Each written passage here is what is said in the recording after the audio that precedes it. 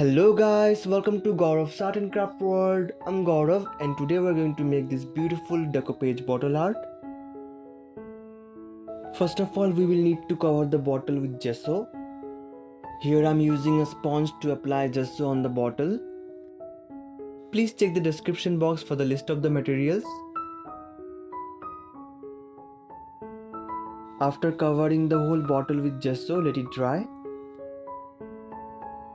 Here I'm going to use this beautiful Maa Durga Decoupage for my bottle art.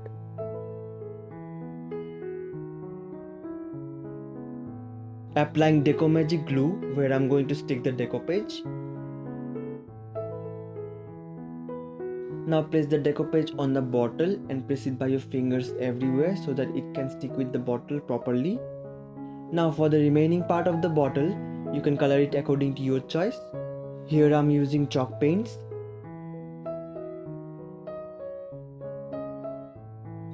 After completely drying up, you can varnish the bottle.